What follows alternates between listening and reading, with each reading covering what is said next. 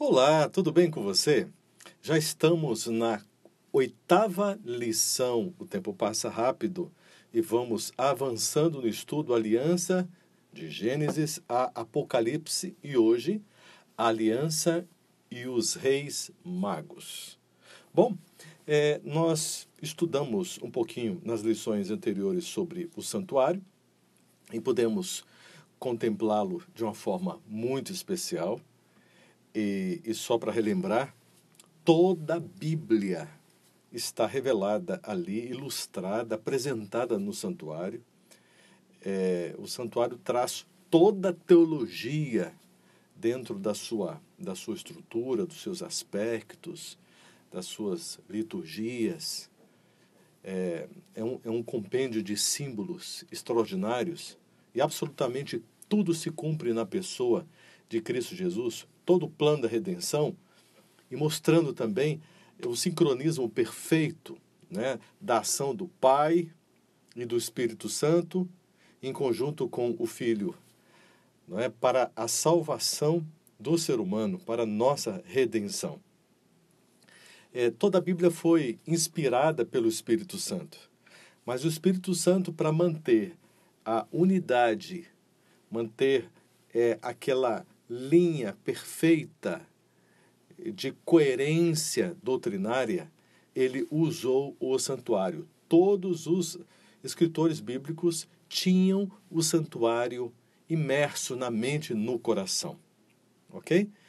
E é por isso que o santuário é tão importante. Tudo que foi escrito na Bíblia tinha a ver com o contexto apresentado ali no santuário.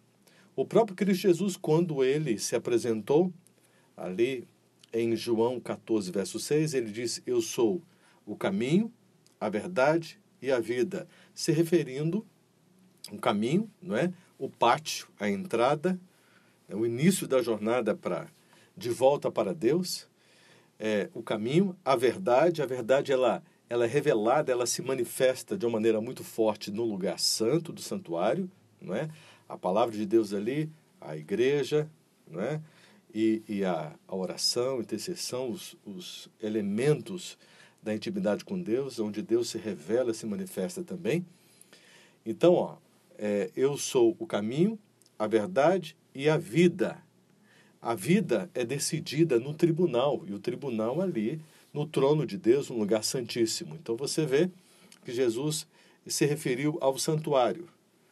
E quando ele apresentou o Espírito Santo, lá em João 16, verso 8, ele diz: e ele convencerá o mundo do pecado, da justiça e do juízo. Pegou aí o detalhe? Então ele convencerá o mundo de que nós precisamos do Cordeiro de Deus, né, pátio, para nos salvar da culpa do pecado. E ele nos convence também de que precisamos de um advogado junto ao Pai. Exatamente ali o lugar santo, para nos salvar da influência do pecado, sob a ação do Espírito Santo. E ele nos convencerá também do juízo, do pecado, né, da justiça e do juízo. Então, o juízo se manifesta ali no lugar santíssimo. São detalhes muito, mas muito importantes. E todos os temas, né? Jesus, o tempo todo, ele se revelou, né?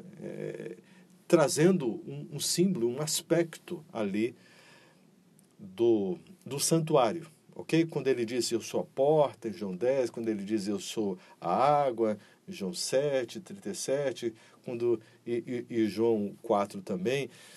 Bom, ele se apresentou, não é? Usando os símbolos do santuário. É claro que Cristo, ele não é um modelo, ele não é um símbolo, ele é um antítipo, ele é a realização de tudo isso, ok? E nós vamos continuar nos aprofundando no tema do santuário, mais especificamente em relação à parte do Santíssimo, ok? Mas nesse estudo aqui, no 8º estudo, nós vamos fazer um parêntese para a gente avaliar algo incrível, algo muito interessante. A aliança e os reis magos. Vamos fazer uma rápida oração, por gentileza. Nosso Senhor, muito obrigado pela tua bondade. Nós te adoramos, te louvamos, nós reconhecemos a tua grandiosidade, que o Senhor tem o universo em tuas mãos, mas o Senhor decidiu nos amar, e o Senhor enviou o seu Filho para poder nos buscar, para poder nos resgatar, e o Senhor quer resgatar a aliança com o ser humano, e faz isso por meio de Cristo Jesus. Nós estamos disponíveis para esta experiência, e a desejamos. Nós queremos ser teus amigos, teus filhos, teus servos. Abençoa-nos nesse estudo. Envia o Espírito Santo para poder iluminar a nossa mente. No nome de Jesus. Amém. Vamos para um texto, é uma profecia, tá? Isaías 60, versos 1 a 10, ok? Vamos ler aqui. Isaías 60, versos 1 a 10. Levanta-te, resplandece, porque vem a tua luz e a glória do Senhor vai nascendo sobre ti. Olha que linguagem poética maravilhosa. E aí a gente segue. Verso 2. Porque eis que as trevas cobriram a terra e a escuridão os povos. Mas sobre ti o Senhor virá surgindo, e a sua glória se verá sobre ti. E os gentios caminharão à tua luz, e os reis ao resplendor que te nasceu. Levanta em redor os teus olhos e vê, todos estes já se ajuntaram, e vêm a ti.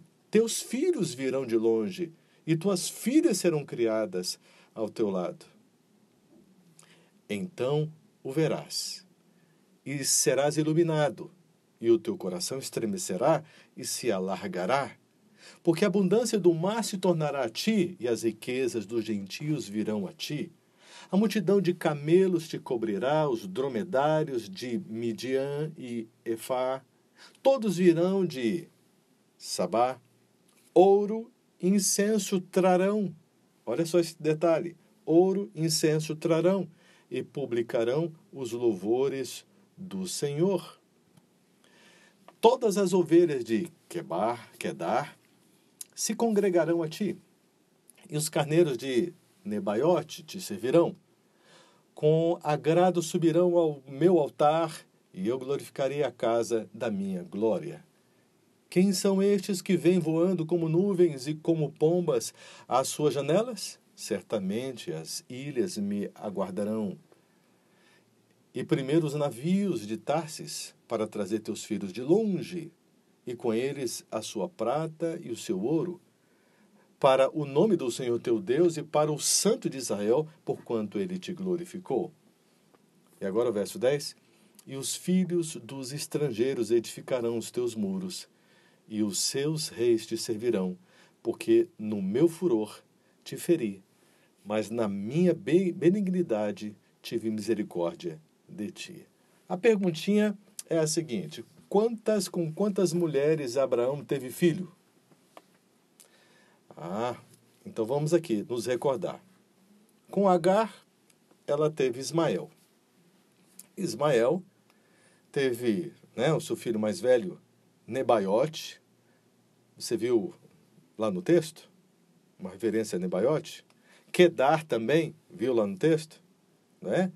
Abideel, Abizão, Misma, Dumar, Massá, Abade, Tema, Getur, Nafis e Quedemar. Só nome difícil, não é?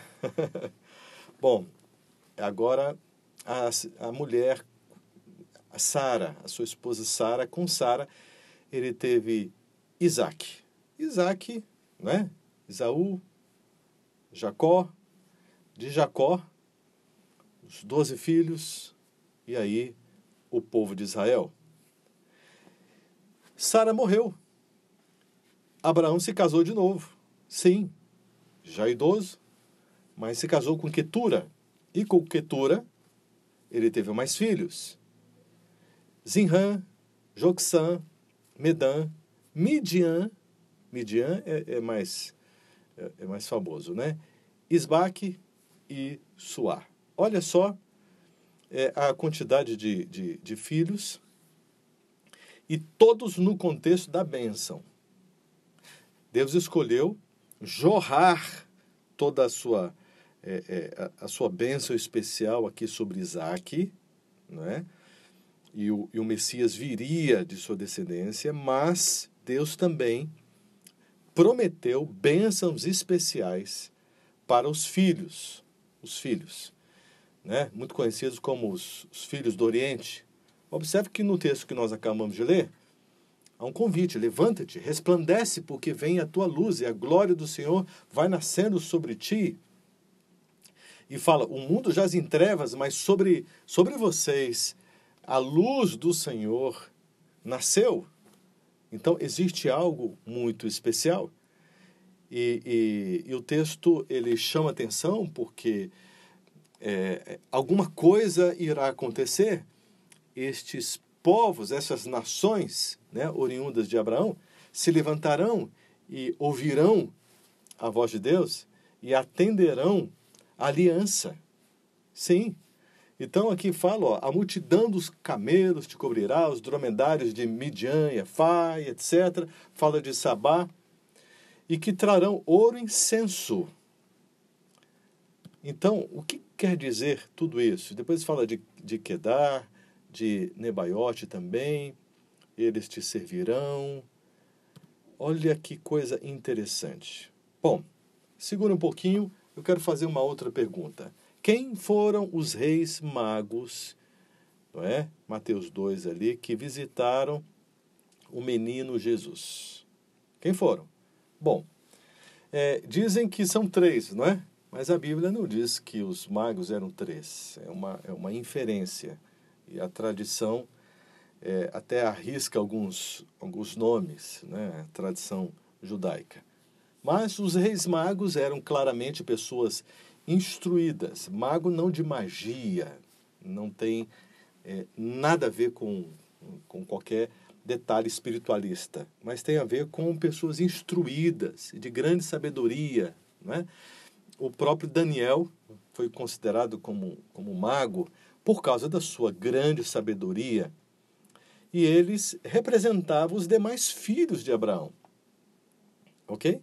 Então, os magos não visitaram Jesus na noite do seu nascimento. Provavelmente, eles encontraram Cristo Jesus já em uma casa, né?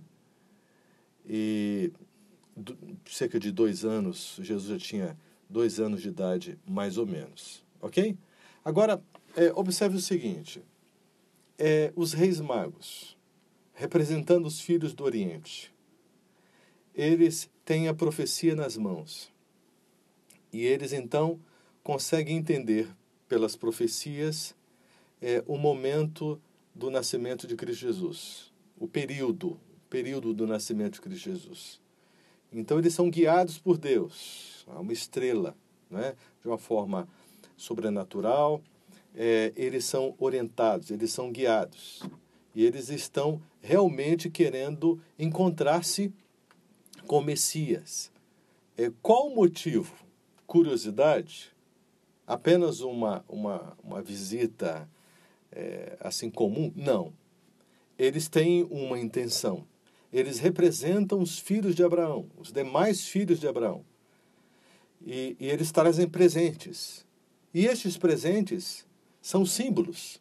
Eles trouxeram, né, ouro, incenso e mirra. Você pode conferir Mateus 2, verso 11. Né? Ouro, incenso e mirra.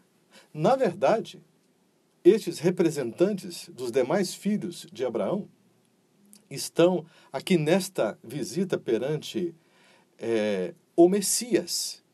Eles reconhecem naquele menino o Messias, não é? o Deus Filho encarnado.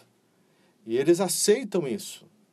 E por meio destes presentes, eles estão simplesmente manifestando a sua aliança.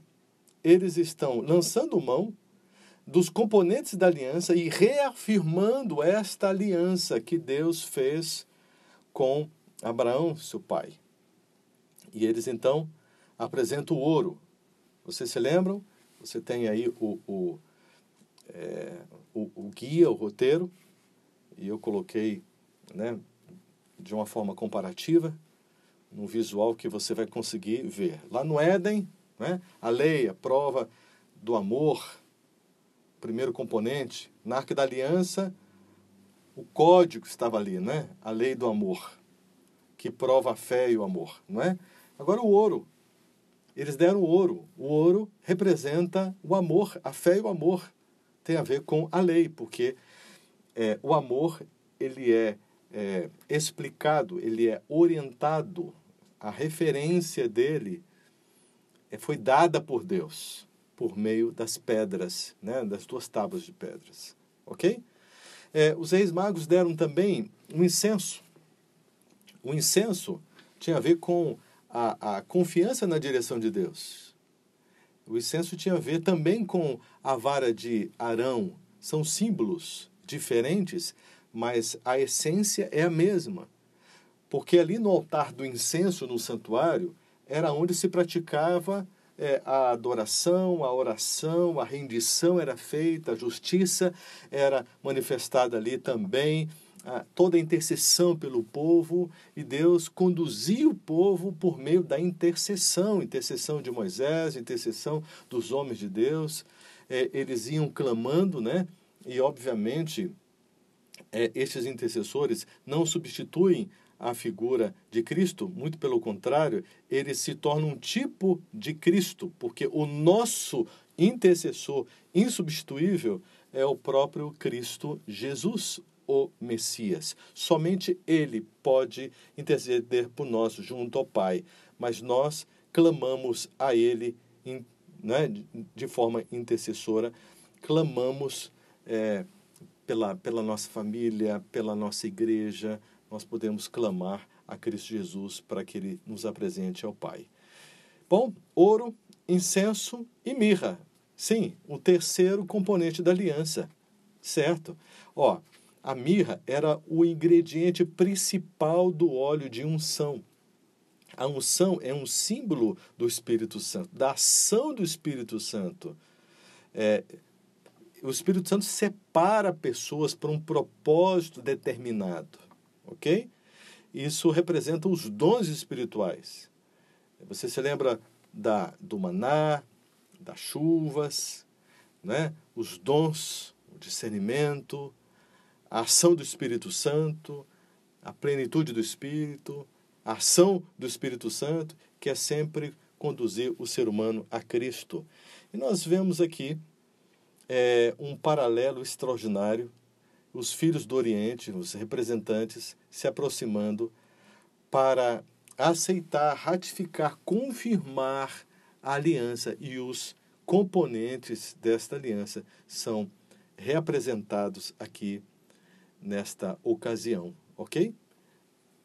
Deus tem uma consideração pelos demais filhos espirituais do seu amigo Abraão, os quais são monoteístas.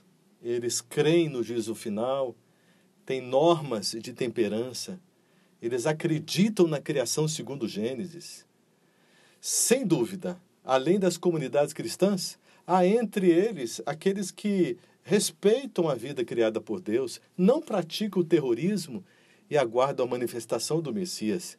Dentre esses, um grupo numeroso pode atender ao chamado "Sai dela, povo meu", que nós encontramos ali em Apocalipse 18, né?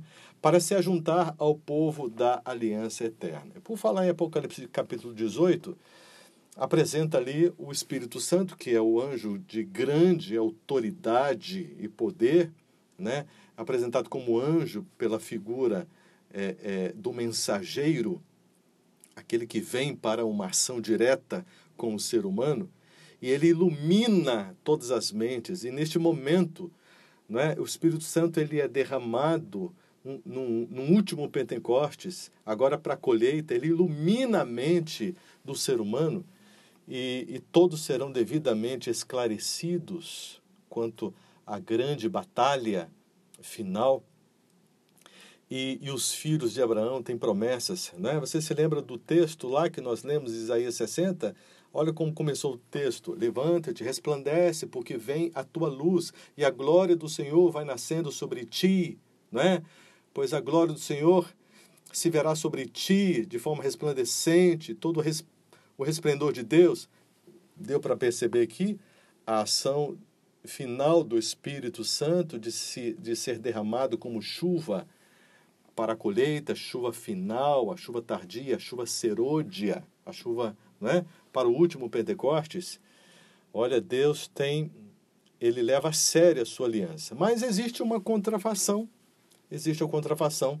Em Apocalipse 16, especialmente 13 a 16, versos 13 a 16, você vai encontrar ali Satanás, ele operando, ele orquestrando ali um movimento. E este movimento é uma grande confederação que se prepara para uma guerra chamada de Armagedon contra o povo da aliança. Então, olha só, eles fazem uma aliança entre eles, são chamados de os 3 espíritos de demônios que representam as religiões da terra, com os reis do mundo inteiro, com o fim de destruir o Israel de Deus, o Israel espiritual de Deus.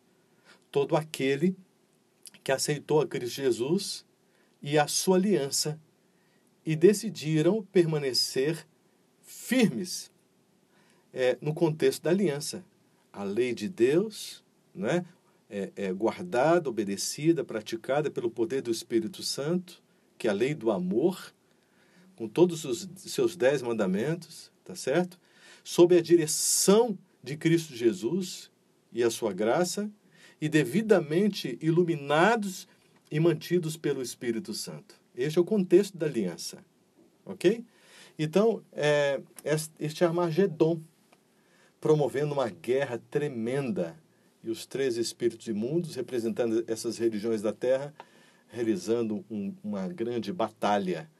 Mas a promessa é vitória para os filhos de Deus. Babilônia, que é a expressão, né, deste grande ajuntamento aqui, sob uma aliança falsa. Babilônia significa confusão espiritual. Isso vem lá, né? Já vimos isso, né? Isso vem lá da grande Babilônia. Babel, Babilônia, e agora esse símbolo aqui, que chega neste momento representando uma grande confederação que pretende destruir o povo de Deus, mas cairá, fracassará. Porque se Deus é por nós, quem será contra nós? Esta aliança, formada por esta confederação de espíritos imundos, lançam por terra o código da aliança, lançam por terra a direção de Cristo Jesus. Falam de Cristo, mas não são orientados por ele. Lançam por terra também o convite à plenitude do Espírito Santo. Ok? Eles resistem ao Espírito Santo. E aí estão sendo guiados e orquestrados pelo anticristo, né, o falso profeta Satanás. Ok? Vamos nos aprofundando, vamos seguindo aqui em frente. Amanhã vamos para a 9ª parte, Cristo, a nova aliança. Um tema também maravilhoso. Deus te abençoe, Deus te guarde, Deus te proteja e vamos ficando por aqui. Até amanhã. Obrigado. Tchau, tchau.